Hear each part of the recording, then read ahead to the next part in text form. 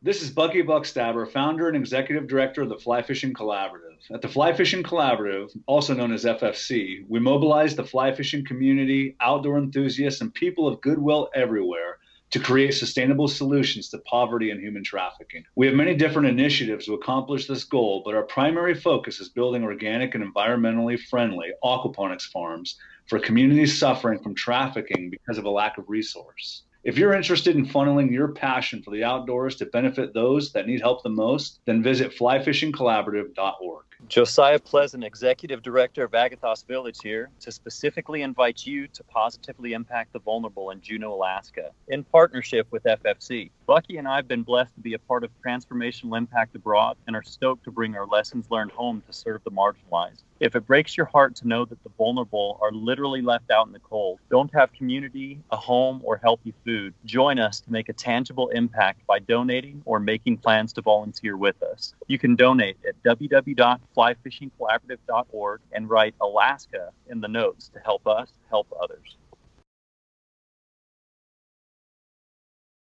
This segment is brought to you by JigMaster Jigs. When in doubt, get the jig out. Go to JigMasters.com and use promo code PNF20 and save 20% off your next jig order today.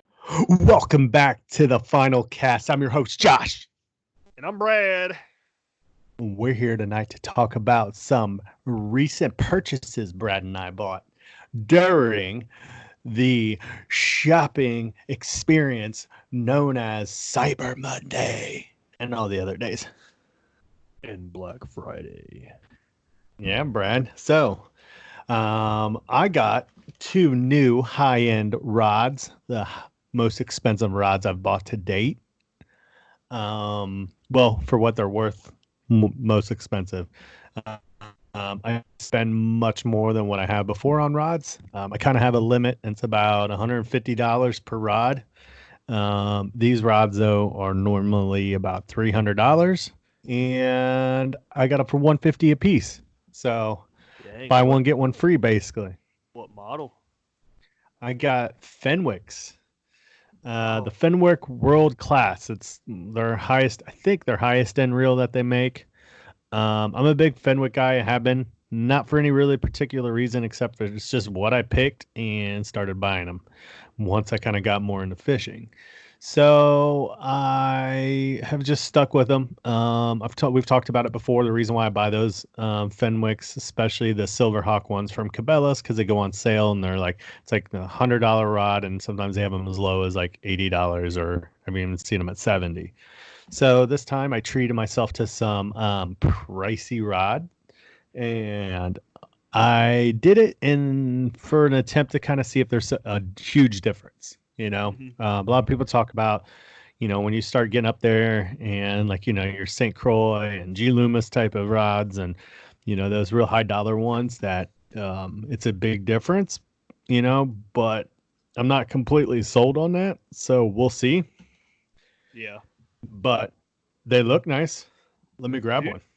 My Fenwick rods I have are nice. I got the HMGs.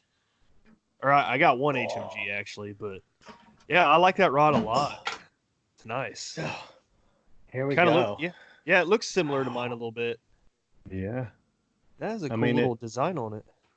Yeah. So it's got the nice like true cork handles on it. Yeah. I bought a 7.3 medium heavy fast action, and then I bought a 7.8 heavy fast action. What are you gonna use on the heavy? It'll be a flip and pitching. Okay, that's cool. You know what I mean? I had tried kind of doing it with the 7-foot heavy, and it works. But I think I could get a little bit more accuracy by adding the length, which is kind of opposite what you usually think. Usually when you're casting, like when you're casting distance, right? They always say the longer the rod, the further you're going to be able to cast, but the least accurate you'll be. And then with like a shorter rod, you're going to lose distance, but you're going to gain accuracy. But when you're just flipping and pitching, I think that the extra rod length is going to help me reach my target and it's going to kind of help. Yeah, it's going to help actually kind of be. I'm not 100% sure about that. Maybe somebody can chime in, maybe comment on our show post and let us know. I'm by no means an expert or anything, like you, the YouTube expert over there. Yes. You know what I'm talking about, right? Yeah. I just make videos and it just I know, comes out. dude. That dude totally called you out. That was pretty funny. So Oh yeah, I forgot about that dude. Yeah. Shout out he to was that dude, cause that dude, the not Nancy, it's what I would call him. yeah, I forgot about that. That's funny. Dude, it's really hard keeping these things down here in this room. I believe it. I was gonna say, I remember the first time I went from like a 6'6" medium rod to over a 7-foot like medium heavy, and trying to cast that for the first time, dude. I was all over the place and all in trees, and it's crazy, man. It's funny. It's tough to get used to at first. Yeah, like so you and I river fish, and I river fished for a long time on foot, wading. And I literally just always carried one rod. Yeah. Spinning setup, I think it was 6. I started out 6'6" and went to 6'9". Yeah. Me too. And I stayed there, and I didn't start buying 7-foot rods until I started buying casting stuff. And I spent the year in the kayak and didn't wade fish nearly as much the year that I started getting into throwing casting. But I kind of made it a point not to throw the spinning rod and throw casting only. Everybody's always like, practice is going to make you much better at it. It's funny because I cannot barely throw my spinning setup in now because of it. So I literally will only throw my spinning setup if it's an absolute must where I'm throwing super lightweight stuff, and I'm not like I can't cast it with any sort of accuracy, it seems to be right now. I don't know why. It's just weird. Like I'm not letting go of the line properly, and it's just it's awkward, man. But it's funny because I was super awesome with one, dude. Like I was so accurate and I could cast them a mile, but now it's like starting all over. It's kind of funny, but yeah, you got to get used to it, man. It's definitely a learning curve to using those longer rods. 7.3 is my longest. Yeah, I just wanted to. I saw it on there. There was another heavy action. I think it was 7.3, and I was like, you know what? I got a medium heavy 7-foot. I bought a 7.3 and with this whole deal, and then the 7.8, and so I'll put like more of a kind of a heavy duty, higher speed kind of reel, like a 7.5 maybe to 1 or an 8, I think, on it eventually. I got to see what I have. I need to kind of switch my stuff around. I didn't really used to pay attention to gear ratios too much until I started throwing jigs this year. Same. And it makes a big difference. So, you need a higher speed reel to gather that line up, and when you get jig bites. So, overall, they're pretty. I was going to ask if that medium heavy you're going to throw JigMaster jigs on it. Probably, yeah. I think, or I might use it as like a Texas rig type of deal. Something I'm going to cast some distance. So if I'm, I don't know, we'll see. One thing I like to do a lot of times, and this is with a lot of baits, I don't like being super, super close to where I'm fishing. Sometimes I feel like I move around too much. I feel like I make too much noise.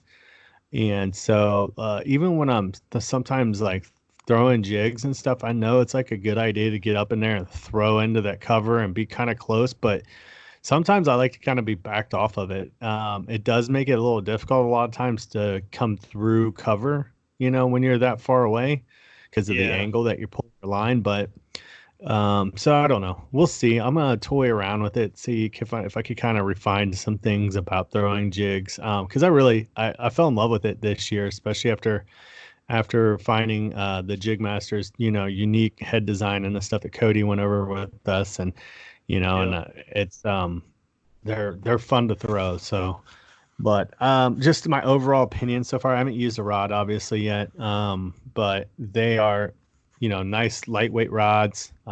They're sharp. They're kind of a either like a dark matte gray or kind of a black color with like a turquoise. What is that? Those wraps, that colored wrap stuff that they put on there. Yeah, that's what I was saying. Looked cool when you held it up to camera. Yeah.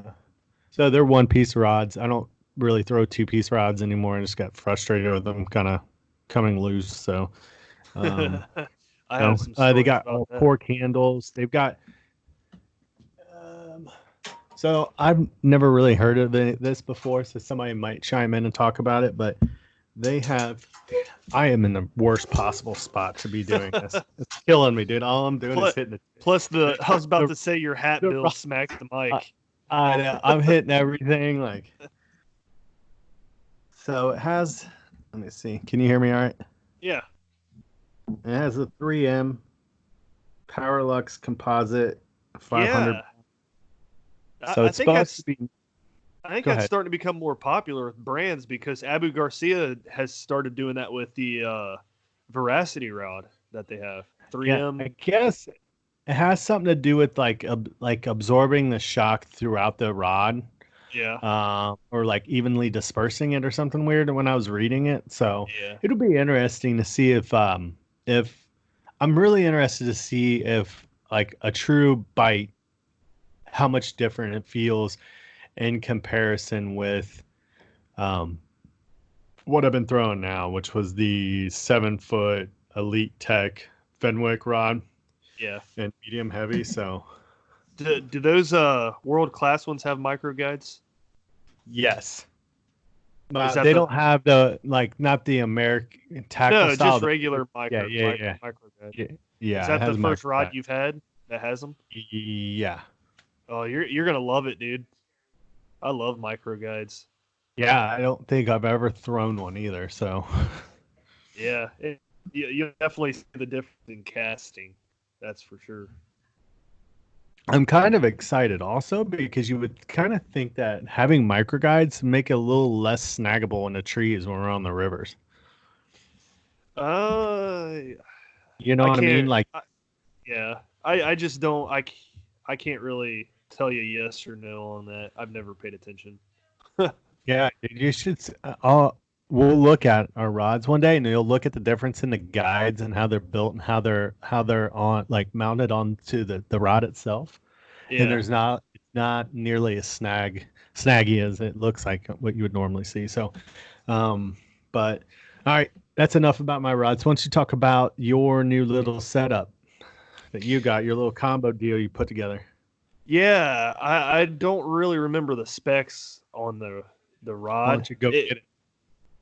Well, I could, but then there'd be a lot of blank space here when we're talking. Is your wife or brother there? Can they go grab it for you? No, she wouldn't know which one. But I think I remember. SLX on it, right? It's what? Does it say SLX on it? Oh no, that's the real. Yeah, I know the real specs. I didn't know the rod. The rod. So I went Black Friday shopping. Actually, Thanksgiving evening after everybody left home, because Field and Stream was having a huge sale. I don't even remember like what it was. It might have been like 25% off everything or something stupid. I can't remember.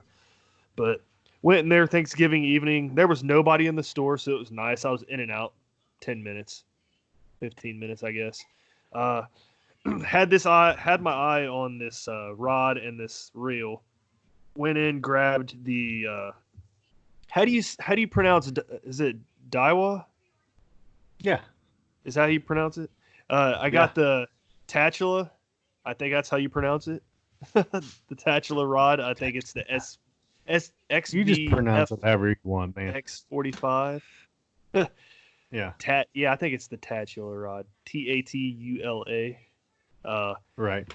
7'3", I think. That's what I don't remember, but I do remember it's a medium heavy, and I got it for specifically throwing JigMasters next year. I'm gonna force myself to throw some football jigs and learn how to fish ledges deep. So that is the reason why I went with that rod. Another reason I went with this rod was because it's super light. I picked this thing up and I'm like the balance of it without the reel, it's incredible. I don't have a rod that feels like that at all. And I'm just sitting here holding it. I'm like, this has to be like an ounce heavy. It doesn't feel like it has any weight to it at all. It's crazy. So that kind of had me sold on it. Throwing something heavy like a football jig, 1/2 ounce to 3/4, I figure like, a light rod would be a little bit easier on my hand and my wrist, while working it. So, right. I paired that rod with Shimano SLX. Let me see, 7.2 to 1 gear ratio, I think. And then, I put that on there. I felt it. I was like, wiggling it back and forth inside the store. I came home a couple weeks before, and I was just like, man, I really like that rod and that reel. I have to go back and get it. So when they had that sale, I went out there and got it because, I got a good deal on it. But yeah, that SLX reel is a lot different than anything I've ever used. I've used Lew's for so long. You know how they have that little dial on the other side? You have the brake and then the other dial. Mm-hmm. This SLX does not have that. It has a plate that opens, and then it has these buttons. I think there's 5 or 6. I can't remember exactly. The little pins. Yeah, they're little pins. You push them up or push them.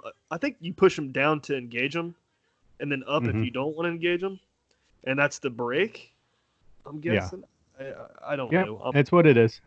Yeah, Okay. you're totally right on it. So you'll want to, because you've been throwing a bait caster for a while, you're going to only want to run like half of those pins probably.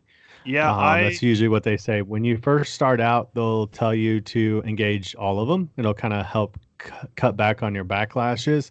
Yeah. But as you start to gain confidence and distance and stuff, like you can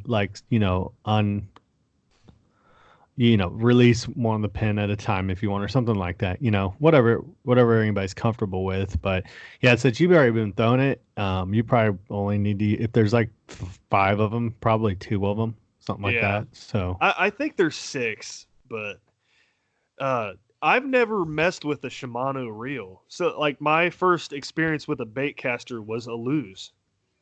So when I saw that at the store, I was like, what the heck is this? I didn't know, I'm still, I'm fairly new to bait casters. I've been using them for a few years, 2 or 3 years, maybe. I don't know. Yeah. But I brought that thing back home. I engaged, started off with 3 of them. I engaged it. I cast from one side of the yard all the way over to the other side of my neighbor's yard with that thing. So that rod and reel combo already bombs baits further than my Lew's combos that I have. And it blew me away. I was like, holy crap. So I feel like this is going to be like a go-to combo for me next year, dude. And I'm excited. It's super light. Like I want you to come over and hold this thing. It's so light. You'll be like, holy crap, dude. This is crazy.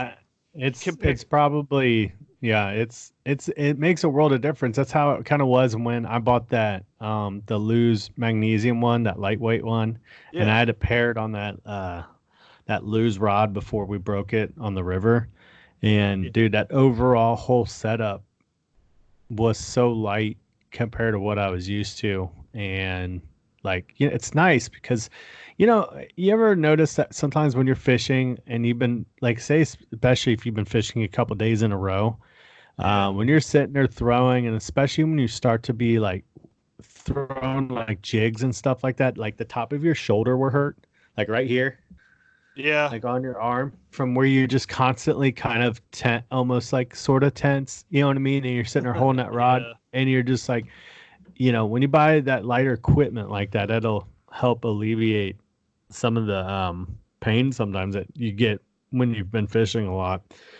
It's something that I started experiencing more this year, was some elbow pain and that outer shoulder kind of pain from sitting there just constantly kind of sitting in the same spot. It's kind of, I think, the issue. You see some people who work on computers and their right side upper back will hurt from where they're constantly using a mouse. Like my wife experiences that sometimes, and I laugh at her.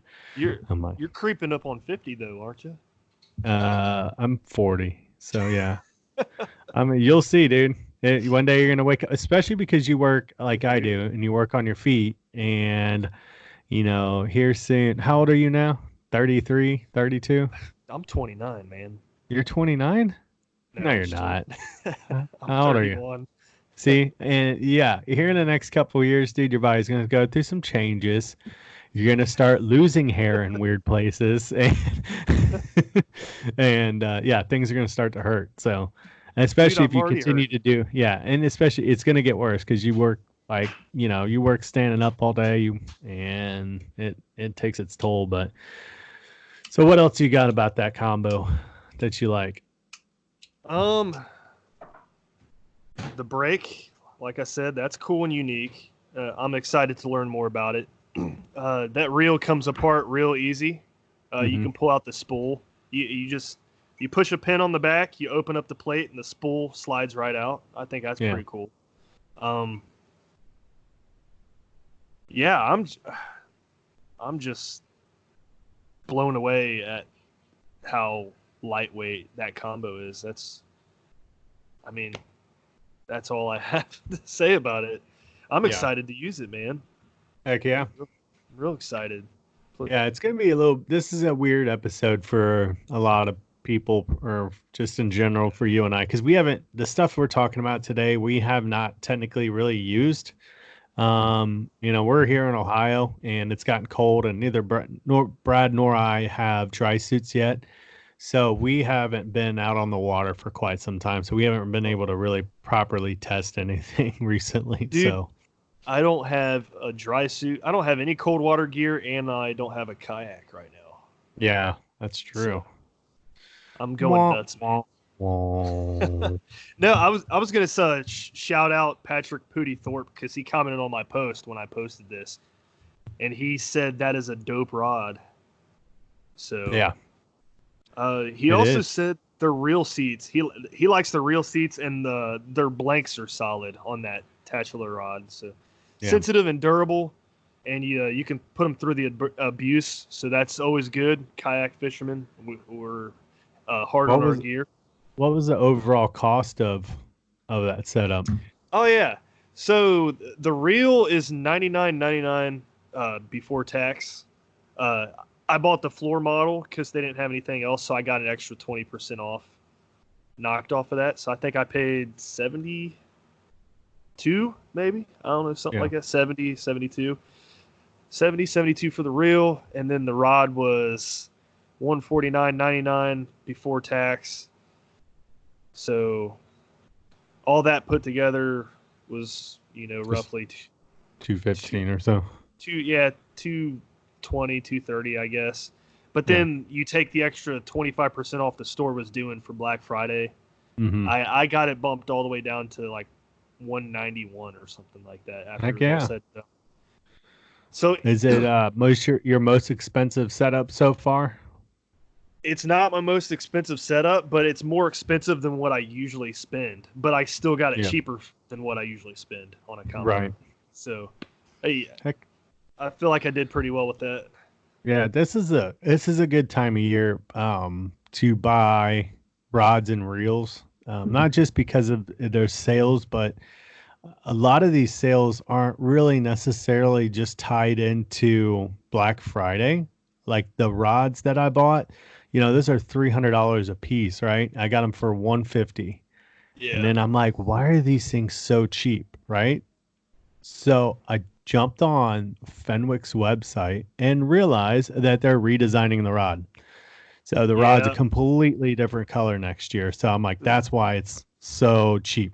And not only is it's the end of the year and they're trying to get rid of this stuff because they need to make room for the new redesign. So they've got it's called the same thing, world class. I don't know what is really necessarily different because when you look at the specs, everything kind of looks the same. It just looks like it's a different color for sure. They're silver now, not black. So Yeah. Yeah, those companies that do that, they always discontinue those models and then remake new ones for the next year. Kind of like how a fish finder, they discontinue models after a few years and then come out with something new. So that fish finder model that I bought this year, the Garmin 93 SV, 73 SV, sorry, they discontinued that this year, so they're coming out with something new next year. So that's why they do it. Yeah. Yeah, because I don't even know that they make my fish finder anymore. I don't think they make the Garmin Striker 7 side view. I think it's either like the 7.3 or the Plus, like that stuff now, but I don't think they're doing what I have now. Yeah, I don't remember seeing the Striker 7 anywhere in stores. I saw the Striker 9, but it didn't have side view, or maybe it had side view but didn't have lake maps. Yeah. Or something. But it is what it is. That's how companies stay afloat and make their money. Yeah. So, what about that? Anything else in the rod and reel game, or you want to jump over that new Plano box that everybody is raving about? Yeah, we could talk about the Plano box a little bit. All right, let's hear it. It looks nice. He says a $30 box, though, right? Yeah. They're all back ordered right now on all these websites. I think I checked Fish USA and. Why didn't you buy me one? I'm sorry. I should have asked everybody. But Fish USA, Fishing Online, they were all back ordered. So I went to Amazon and checked it out, and it was actually like $3 cheaper on Amazon. Plus we have Prime, so free shipping. So I was like, screw it. Yeah, it's usually a $29.99 box. Shout out to Scott Butcher though, because without his post, I wouldn't have seen that thing. Yeah, I know it was. I heard it was mentioned at ICAST last year, but I never keep up to date on all the products. There's just too much stuff, Yeah. So when I saw his post, I was like, holy crap, a jig box. That's freaking sweet. Well, and not only that, like what you just said kind of points out something I noticed. Like during ICAST, what gained a lot of attention for kayak anglers this year were the kayaks themselves, with the release of the information on the 360 and then Jackson's new prototype boats. That, but I think really when we look at it though, that kind of moved on real quick, but everybody got real excited to see the U-Pick and the Kilroy HD. And they just the released FD. the specs. They just released the specs on the U-Pick today, didn't they? I don't know. I think you might have been able to see them on Jackson's website. I'm not 100% sure, but I don't pay attention that much whether it's been released or not. But because I think I had the information for the HD a few months ago. Okay. The new Kilroy HD, because I really like both those boats. At first I thought I was really into the Kilroy HD for a riverboat, but man, that thing is heavy. But the U-Pick is heavy too. The U-Pick is really close, I think, in weight to what my Coosa HD is now. But I really like how open it is. 84 without the seat. So you're probably looking in the. That's 90. Actually pretty light though. No, I'm not. What I kind of mean is like really because I'm kind of thinking like you do in regards to trying to get something a little bit lighter. Yeah. You and I have been carrying our kayaks through some stupid things, man, and it gets old trying to climb up those hills, like or wearing stupid shoes for it, and flip-flops. Dude. I must have slipped and fallen carrying people's boats, and every time it wasn't my own boat, so it was somebody else's boat. You remember the first time me and you fished together? Yeah. I think we were carrying my boat, and you just slipped down the hill. Yeah. I looked back, and you were just laying on your back. I was like, "You all right, dude?" And I usually wear like much better footwear than you guys do. You guys are wearing flip-flops all the time, but that's because I bought those stupid Sims Intruder boots, which I love them. but they have the felt inner sole. Yeah. And so as soon as you get dirt and mud on those things, they turn into like little ice cubes, basically, dude. It's crazy. Yep. I had waders like that before. I know what you're talking about. Yeah, I thought it wouldn't be as bad because it's got lugs on the outside of it, but it ended up being, they're still pretty gnarly when it gets mud on them. So people actually say that those are bad for carrying invasive species from different bodies of water. You ever heard that? Probably. I would see the felt is kind of, it doesn't clean off well. Yeah. Lugs tend to clean a little bit better, but I think it's just wading boots in general. You should always wash your gear, your waders and your boots before you go to another body of water. You should actually technically do that even with your kayak, because you think about the film that you pick up around on your water line on your kayak. Dude, so I'm so bad about that though, man.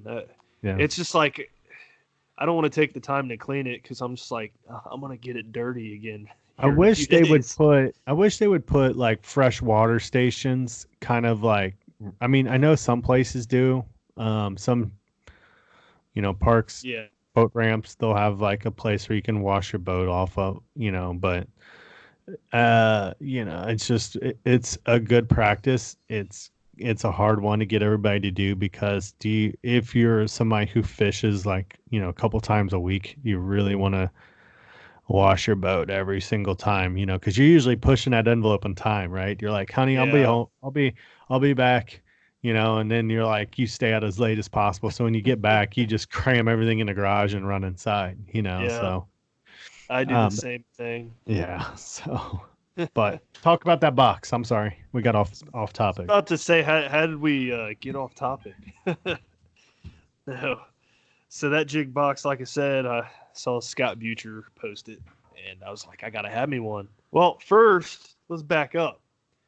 Another Black Friday sale, JigMasters Jigs. Oh yeah. I bought like $50 worth of jigs from them. Oh, nice. Well, actually, it's probably more than that, but I got it for like $39.99 plus using our PNF 20 code, got free shipping. So I ended up getting like 20 jigs, I think. Yeah. And I was like, I need somewhere to put these because I hate putting those in like the regular Plano boxes, Oh, yeah. Before that, I had a few of JigMaster jigs. I had some chatterbaits, some spinner baits, and all that stuff. It was all crammed into this Plano 3600 box with like a few compartments, and it was a mess. I couldn't even tell what color I was picking out, and so when I saw that box, I was like, I gotta have that. That is the perfect organization storage for a jig I've ever seen. I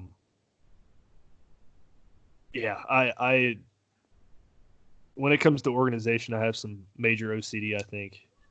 So when I saw I was like, don't take it as OCD, because I'm not organized fishing wise, and it drives me bonkers. So, I'm organized even at home. So, so tell me a little bit about the box. The box. So the lid opens with one handle. The whole edge. I'm guessing that's where the name comes from. The whole edge is one handle. You can open it with one hand, close it with one hand. It's just like one fluid motion. The lid is completely transparent. You can see through it. It's not like that frosted, white typical tackle box color. So that's another big reason why I like it. You can see what you're looking for before even opening the box. So if you have multiple boxes, you can look at it. Nope, that's not it. Pick up the other one. Oh, there it is. Perfect. Open it up, grab it. So I have flipping jigs in there. I have football jigs. I have swimming jigs, chatterbaits, and I believe that's it. I haven't tried any other jigs yet. But the number one problem I keep hearing a lot of guys say about this box is that it doesn't hold their jackhammers. Yeah. Because I guess the head on the jackhammer is too small and too skinny around the neck to fit down in the slot. So it's loose? Yeah. So it won't stay in its spot. So I don't throw jackhammers, so I don't know. Yeah. But I'm going to take somebody else's word for it because they said that's the reason why they don't like it. But I throw Project Z chatterbaits. I don't want to waste the money on the jackhammer. I wonder if you could just add something to that little spot that where it holds in, and I'm sure that you would help could. out. Like just a little sleeve that, like, say a little piece of plastic tubing, and like take an exact knife and cut down one side of it where you can just fit it over. Yeah. That spot and just make it a little wider, but who knows? Or where the plastic pegs kind of line it with like some foam maybe somehow. Yeah. Only in the spots where you're going to be putting your jackhammers. That's just a thought I had. But 70 different slots right there. You cannot put football jigs next to each other in each slot. You have to go every other slot with football jigs. Yeah. So that kind of sucks, but it's not a deal breaker for me because I'm not gonna keep 70 jigs anyway. You know what I mean? What if you did this, Brad? Instead of keeping the football jigs in line, you did. Sorry for chewing gum, dude. Every other. I just stopped dipping, so I'm chewing Nicorette like crazy. So. If I'm chewing, I'm trying not to. I'm trying to mute. So I just noticed I was doing it. Yeah. So go by your color and your weight. And so if you have like a flipping jig and a football jig and they both are like half ounce, like put those next to each other. And then maybe you could fit more because then you'll just have the flipping head design next to the football head and then a flipping head and then a football jig. I don't know if you bought like kind of like the same colors, but you bought like a 3/8 ounce and a flipping and a 3/8 ounce and a football in that same color. I kind of did that. So yeah, that's a good idea. That's real good. I didn't think about that. You also could I could see it working very well. Football jig, swim jig, football jig, swim jig, and then you filling up all those spots like that. Yeah. So, yeah, that box is awesome. I fit my Project Z chatterbaits in there. It's cool how they lay in there. You can put those every slot. You can put those like the blades don't get in the way. They just lay. You can kind of move them around and everything. Yeah. But if I'm trying to remember how many jigs I have in that box right now. I think I probably have close to 25 or 30, and I still have room. That's cool. And that's football jigs, flipping jigs, swim jigs, and chatterbaits, like I said. So I was looking at the picture that you posted just a minute ago. Yeah. Are those like some kind of weird like slide-on covers that are on your chatterbait blades? Or is that just the angle of the light? Because they look yellow like the box. And so like I'm sitting here looking at it and it looks like some sort of cover, I thought. I got to look at it too because I'm kind of curious what you're looking at here. All right. Yeah, on your picture, it just looked like it looked like a little clip-on piece of plastic on the blades, but I think it's just a reflection of the post. Yeah, that's just a reflection. Okay. Some of those blades are black and some of them are gold.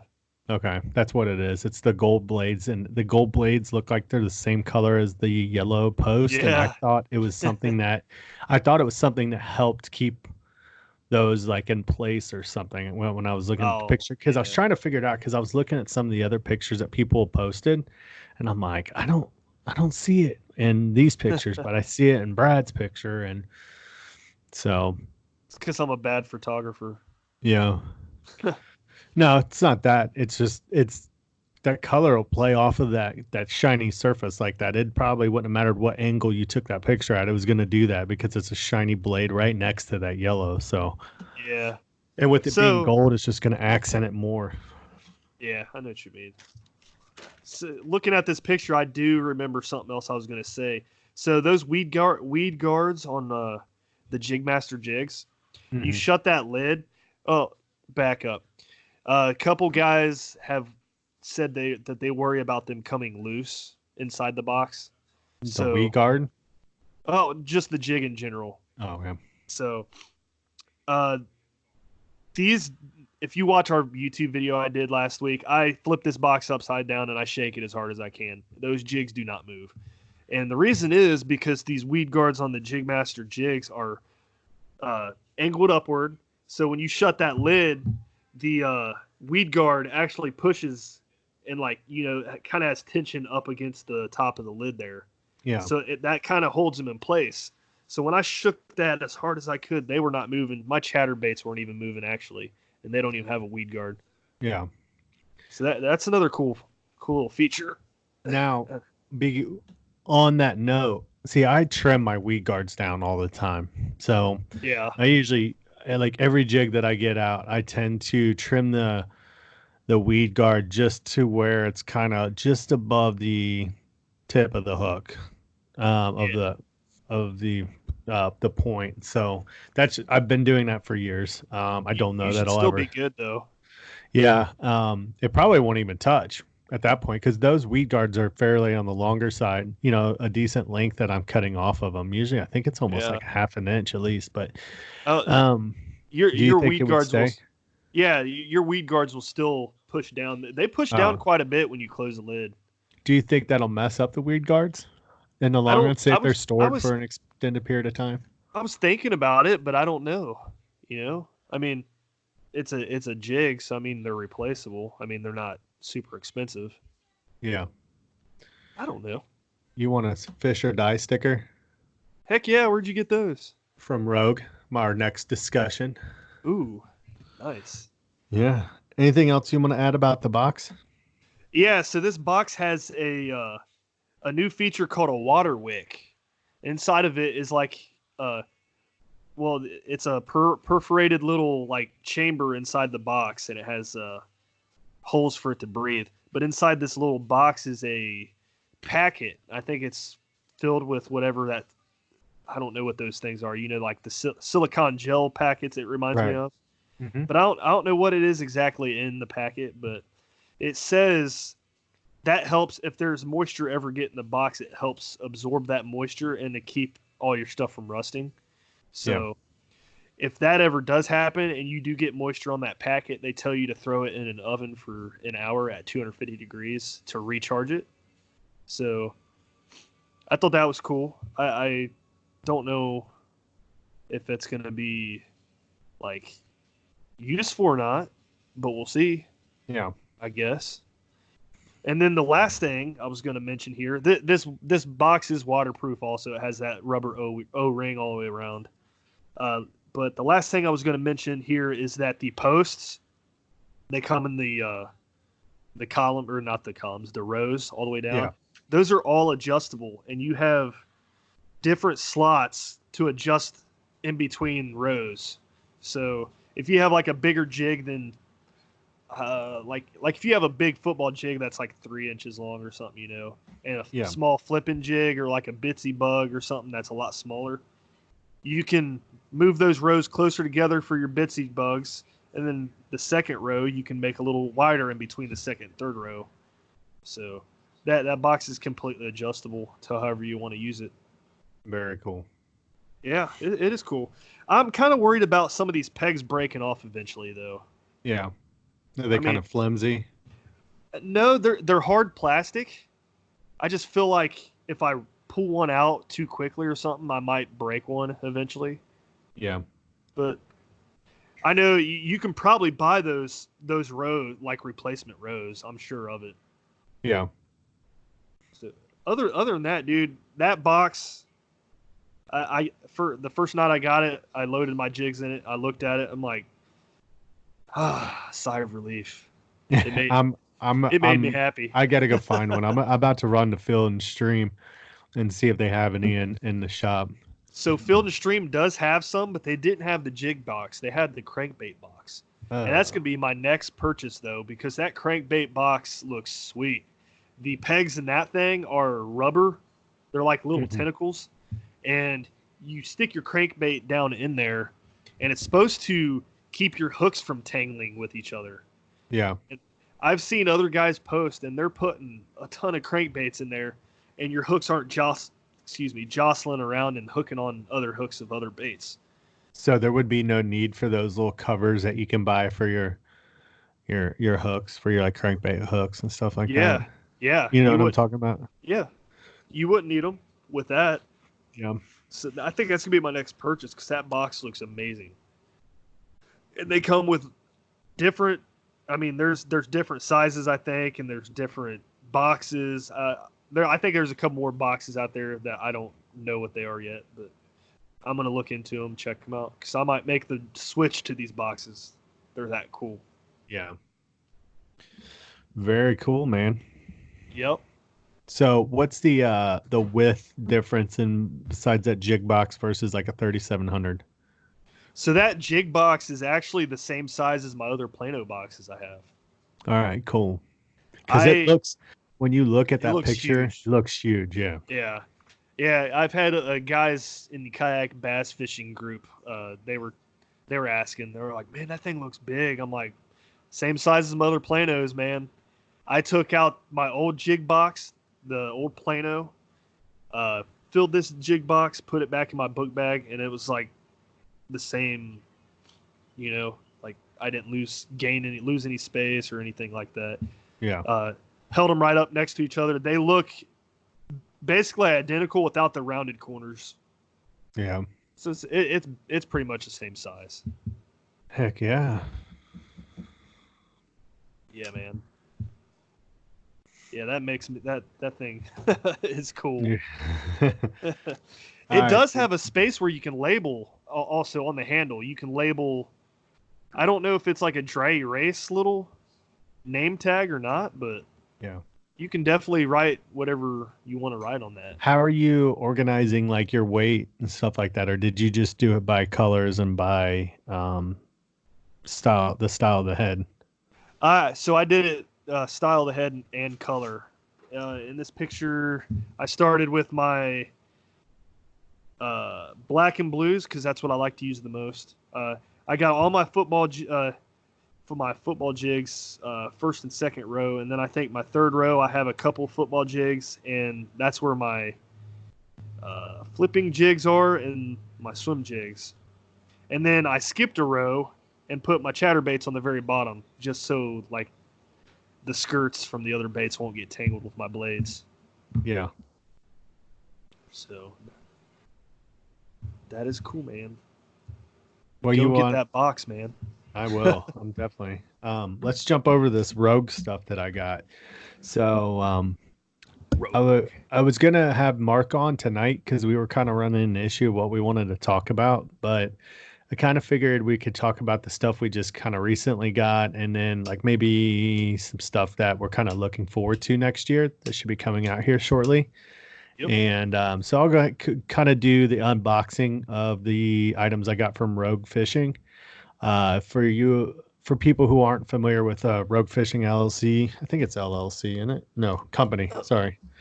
They make tethers, fishing tether type stuff. They have several different products, everything from 3 or 4 different sizes of just kind of standard tool tethers. They have a phone tether. I don't know if you remember, Rogue is one of the ones that has that rubber kind of net style that kind of pulls over the corners of your phone. And that was important for me because I know you guys were using the card style ones where you snap in your case, but I have a life-proof case on my phone. So I wanted to try to keep it. Well, no, it's not that. It's just that I've dropped my phone in the water. I've never lost a phone in the water, but I've dropped it in shallow water several times. And the first time I had a life-proof case, but the hatch had broken on it, so it fried the battery when it got in the water. And then the second time was this phone, and I dropped it. And one of the last times I actually had been out fishing, and I dropped it in the water after filming a little slow motion release of a little smallmouth bass, and literally the instant I shut the camera off, it slipped out of my hand right into the water, but it was right there. But he released the phone and the fish. And the fish, yep. So the fish case is like, works. that's what you get for stabbing me in the mouth. The case works, phone's fine, but I just wanted to make sure I kept it waterproof, so I got that style of holder. And I've just picked something. I didn't really kind of research anything. I heard of Rogue, and I jumped on their site, and they had these package deals where you could buy they had several different ones. One was like the essentials. There was another one like a starter pack, and then there was kind of like a more kind of higher end one, and it kind of came with like 2s of everything. But we're gonna go over what I got here. So I think it's got 5 items if I remember correctly, but they're all pretty cool. And one of them you're gonna love because I think you liked. Did you like that strap setup that I had put on the front of the Kusa? The way I can drag the boat. Yeah, that was cool. So, check this out. It's not like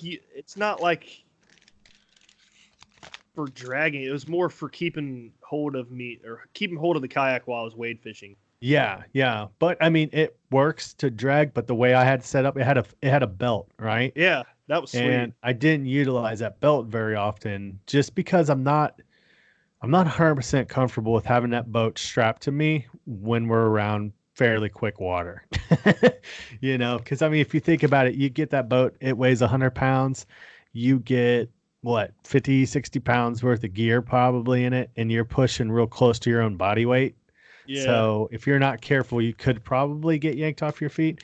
But here is something. I do drag that boat though. So it's a lot of times what I'll do is I'll go to places that I'm familiar with wade fishing, and I will drag the boat back to the truck sometimes, or like I'll wade with it back upstream. So it's hard to actually pull that boat. The bungee kind of thing that I have that has a big like kind of heavy duty carabiner that I clip to the front handle of the Kusa. And then it has a belt. Well, the belt thing is kind of hard to pull with. So they have this at Rogue. Check it out.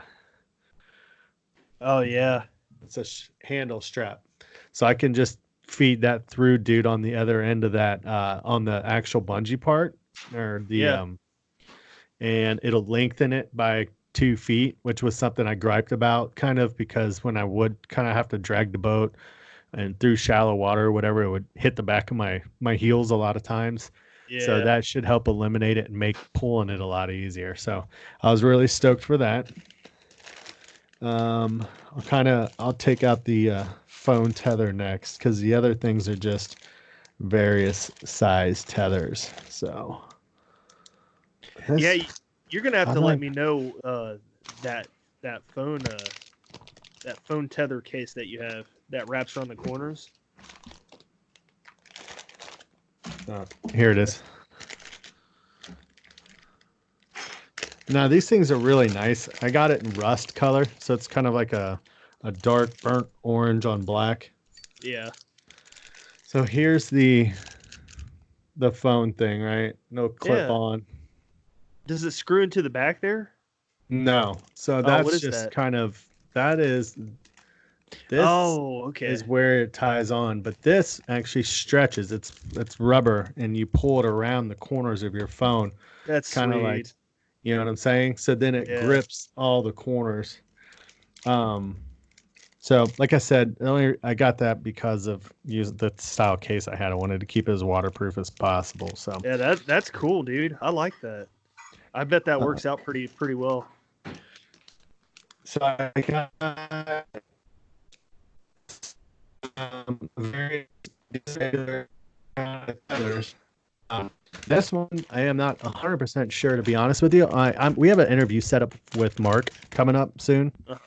Mark Drury from Rogue, he's the owner, and so I'm gonna be interested in asking him what this strap is for.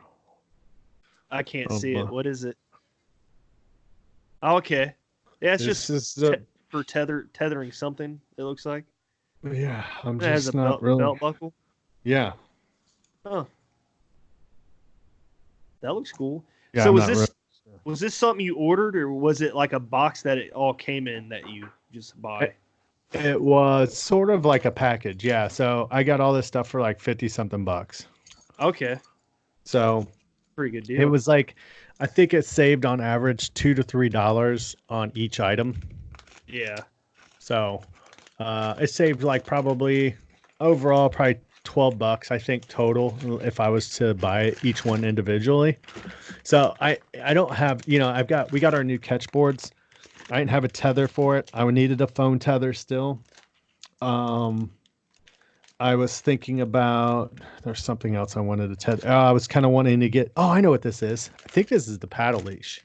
Hey, the thing with the strap is, I think, for my paddle. Oh, yeah. Makes sense. Paddle leash. So, so I just, I was like, yeah, there's some stuff I'd like to get tethered down. So I've always kind of been weary about it because you hear a lot of horror stories. When the more cordage you add to your kayak, the unsafer it kind of gets. So, Yeah. but I do carry a a co-pilot knife from NRS on the vest. So we'll see. But I don't think yeah, I'll these are ever just tether my paddle though. it's actually kind of nice to have just in case you drop it. You can kind of access it, pull it back in real quick. So If I drop it in, I'm just gonna jump in and get it. well, most paddles nowadays float. I think. Yeah. I know mine does. Mine does. But I don't know. I have a tether that I've been using for my buddy Dylan gave it to me, and I've used it for quite some time. So sometimes I utilize it, sometimes I don't. So, but it doesn't. I got used to it. At first, I couldn't stand it, but now it's like sometimes when you're fishing and you throw your paddle down on your lap, and especially on a windy day, how it'll start kind of shifting it around depending on what direction your blades are pointing. And I've had my paddle like kind of slide off of my lap and fall into the water, and it's just nice when it's tethered there. You're not freaking out trying to grab it, So what I do when I put my paddle down is I use my roto grip one side, and I'll keep it angled across the cockpit there.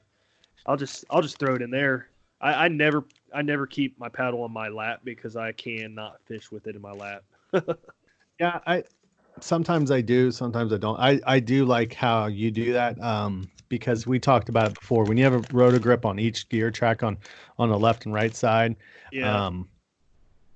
it works great if you're not like close to the shoreline. But as soon as you get to shoreline, your paddle obviously will bump into stuff, and it kind of makes it a pain. But it's kind of weird though. Not all boats are shaped like yours is. So what I've seen people have to do is add a couple Yakutak like extensions and stuff to it to make the end that's on your gear track sit up higher. So then that way, because if you've got a downward angle going from the front of your boat where you've got your paddle slid up underneath the rubber holder or whatever you're utilizing, bungee or whatever, and you've got it, if it's lower, it tends to kind of want to pop the paddle out of the grip. So it's kind of a good idea to make it level or higher than what that that holder up front is. So for those of you looking to do that, just keep that in mind, because I've seen I can't remember, I read it somewhere, maybe Jackson, somebody was like, yeah, just add like I think it's a dog bone, they call it a dog bone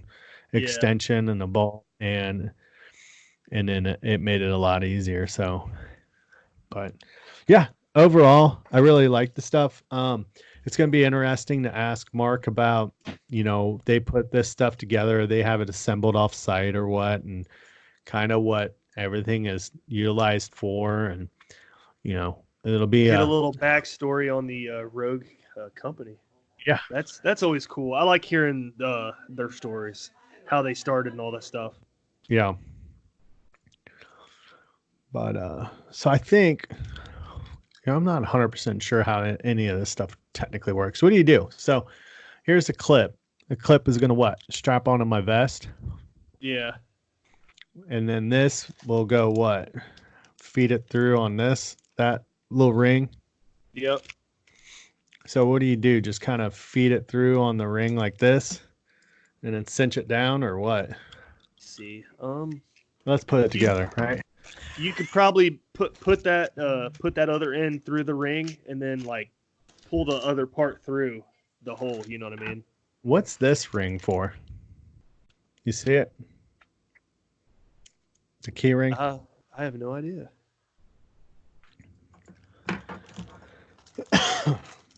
Probably, I don't know. So take this loop, right? Feed it through that. Yep. And then cinch to it. See it. Okay. Yeah, that's how I would do it.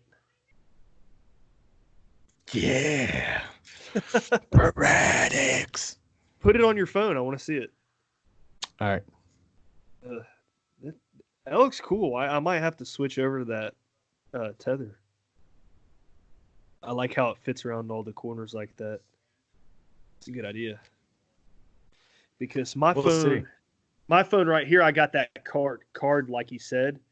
This always sticks out of the bottom because I'm too lazy to take the card out. If I take it out, I'll forget to put it back in when next time I go down the river. So,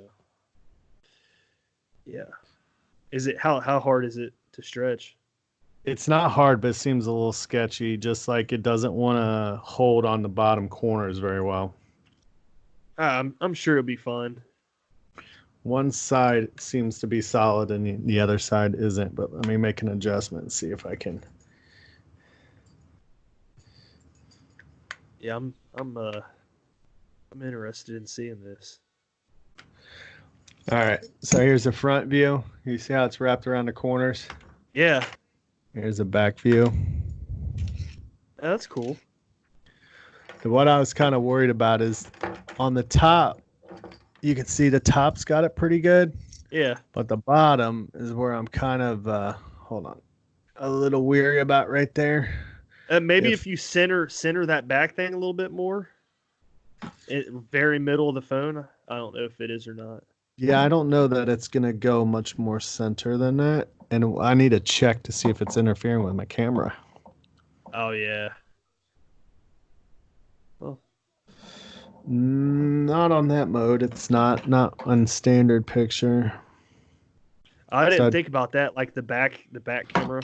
Yeah, see how, so you got the lenses and flash right here. Yeah. And then right there, that bottom is what I was kind of worried about, but I'm not sure what is that? What is that part of the camera? I have no idea. I don't know what that is because the lens is the top and you got your flash on the other side. So I don't know. It doesn't, I don't see anything that it's kind of interfering with, but. Yeah. Well, I'm interested in hearing you talk about that after you use it a few times.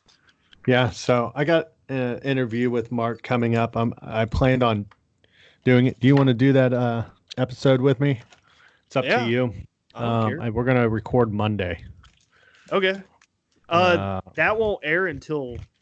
Yeah, it's not gonna air till after our break, but. Okay, and then I also have other plans too. I'm not gonna say them right now, but when we're off record here. Okay. You have to tell me afterwards. Share some ideas. Super secret. Not giving any hints away. We're coming 2020 with a big bang. So, yeah. I think it's time to get some tethers especially with the new catch board. So. Yeah. Yep. But other than that, man, that's about all I got. Same here.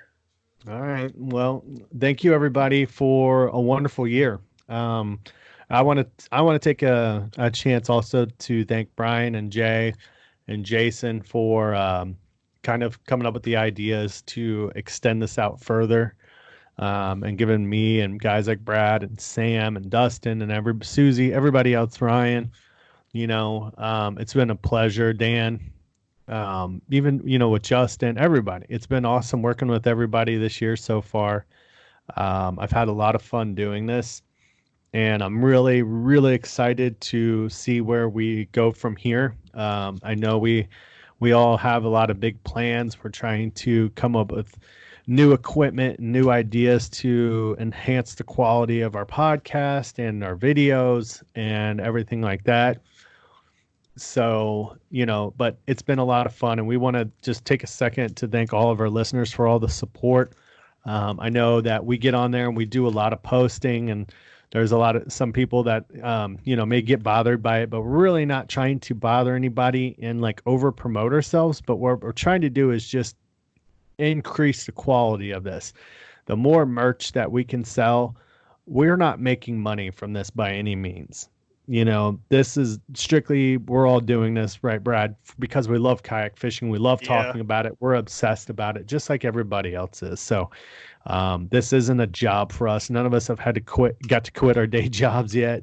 In fact, it's actually sometimes it makes it harder, because we're sitting there trying to fit these podcasts in on our home lives, and some of us have kids, some of us don't, but we're all busy people, and we do this just for the love of the sport itself. So just bear with us, and like I said, we're not trying to step on any toes or anything to that nature. We're having fun with what we're doing, and but just keep supporting PNF, and we'll keep pumping out the content and keep trying to make it better and better each time. So, but yeah, thanks to Brian for the opportunity to be a part of this year. And it's been a lot of fun. So, but we also just want to tell everybody to have a wonderful holiday season. Merry Christmas and Happy New Year's to everybody, and stay safe. And I hope that everybody gets some seriously awesome fishing gear. And if you want to share some of what you guys got, feel free to hit us up on our episode post. Hey, you could also tag us in your Instagram post, and you do that, and we'll share it on the Paddle and Fin Instagram page. Yeah, that'd be cool. Anything else you want to add, Brad? No, dude, couldn't have said it better myself. That was good. But thank you, everybody. Well, we've kind of gotten a little bit of abrasive people lately. Kind of, I saw with you, and I kind of had a little bit of an issue recently, and it's just, I think sometimes people think that we have different intentions in mind with this podcast, and I just kind of wanted to clear that up for a second. I'm not trying to call anybody out or anything weird like that. I just want people to know that we care about our listeners, and we care about the community in general, and we're not here to stir anything up or anything like that. We're just having fun with what we're doing, and we have sponsors who support us, and we support them, and we're not trying to overload anybody with it. And it's just sometimes I've seen it happen through other companies, like something gets shared too many times, or whatever. So everybody's seen it through their feed, and we're not intentionally trying to do that by any means. We're all at work sometimes, and it's real quick for us to go, I'm going to share that real quick, and not look at the exact post and realize it's been shared 10 times. It's just, it's by accident half the time. So, but just thank you to everybody. We love everybody, and we love your support. So, with that, tight lines and smooth paddling. See ya. Go check out the website, guys. Paddle, the letter N in fin.com. Also check out YouTube, youtube.com/paddle and fin. If you got a question, comment, want to hear from a future guest, feel free to email us at paddle, the letter N in fin @gmail.com. Don't forget to follow us on social media. We're doing giveaways, announcements, things like that at Facebook and Instagram at Paddle and Fin. Shout out to our show supporters, Rocktown Adventures, Loveland Canoe and Kayak, Hammered Lures, Fish Mob Lures, TRC Covers, Ketch Products. Go to ketchproducts.com. You could put the Paddle and Fin logo right on your catch board. Don't forget to go over and pick up your JigMasters Jigs. Use promo code PNF20 and save 20% today. Don't forget to rate and review the podcast on whatever platform you're listening to. It helps grow the audience, helps others find our podcast. So please drop a 5-star rating in on the podcast platform you're listening on. Don't forget about the recycled plastics program, you guys. Take your used plastic baits, put them in an envelope, mail them to the address in the show notes. Our man Eric Richards at Hammered Lures melts those down, makes new baits, and donates them to various chapters of Heroes on the Water. Do you love our podcast and want to help support us even more? Well, now you can. You can simply go to patreon.com/paddle, the letter N, fin, or you can also go to anchor.fm/paddle, the letter N, fin.